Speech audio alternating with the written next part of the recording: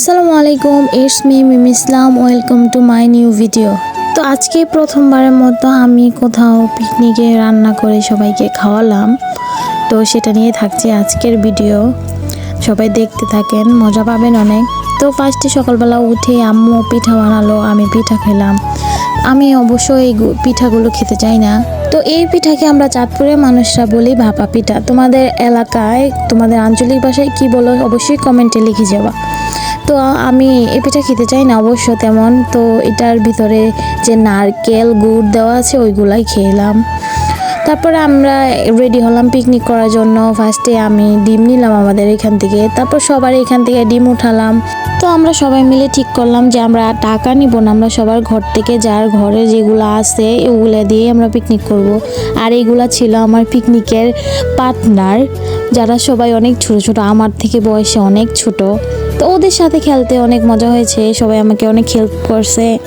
আমরা সবাই একসাথে বসে কাটাকাটি করছি সব কিছু। তো আজকে আমাদের খাবারের আইটেম ছিল সিম ভাজি, তারপর শাক ভাজি, তারপরে ছিল ভর্তা, তারপরে ছিল হচ্ছে ডিম ভুনা।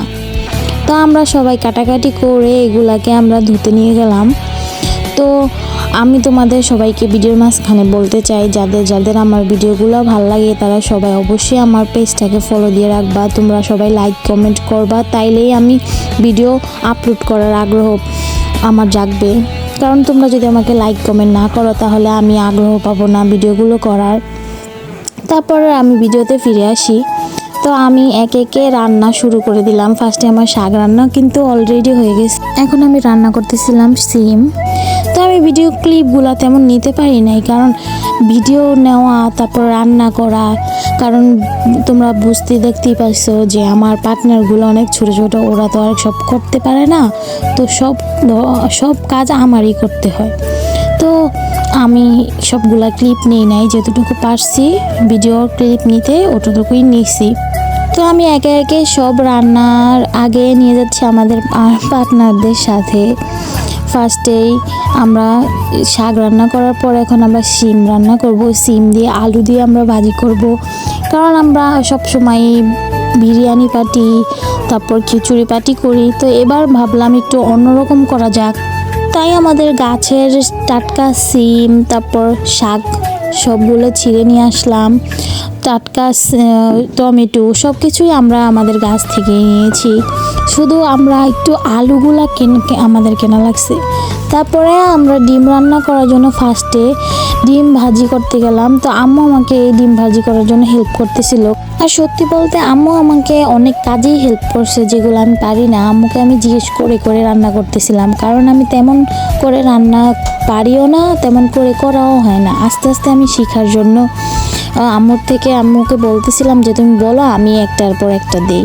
আমার যতটুকু আইডিয়া ছিল, তারপর আম্মু যতটুকু পারছে আমাকে বলছে, তা আমরা দুজন মিলেই রান্নাটা করলাম। তো প্রথমবার চেষ্টা করলাম, তারপর আলহামদুলিল্লাহ অনেক ভালো হয়েছে। লাস্টে তোমরা তার রেজাল্ট দেখতে পাবা। আমি তারপর একে একে সব কিছু রান্না করতেছি। এখন রান্না করব ডিম। তারপর আমাদের রান্না শেষ, ওইগুলোর ক্লিপ আমি নিতে পারিনি। এগুলো ছিল আমার পিকনিকের পার্টনার, সবাই মিলে অনেক সুন্দর করে আমরা নিচে বসছিলাম। তারপর নিচে জায়গা হয় না, আমি একটু উপরে বসলাম। আমার প্লেটে দেখলেই বুঝতে পারতেছো সবাই অনেক সুন্দর করে মজা করে আমরা খাচ্ছিলাম। খাবারগুলো দেখতেও যত ইয়াম্মি ছিল, খেতেও অনেক টেস্টি ছিল। তাই আমি ফার্স্টে খেলাম শাক দিয়ে।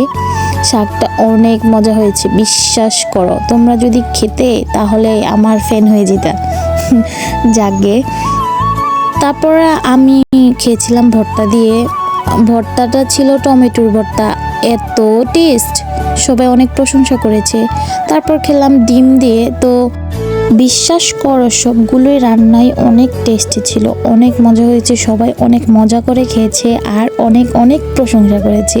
তো ভিডিওটা এইটুকুই। সবাই ভালো থাকবা, সুস্থ থাকবা, দেখা হবে অন্য কোনো ভিডিও। আল্লাহ হাফেজ।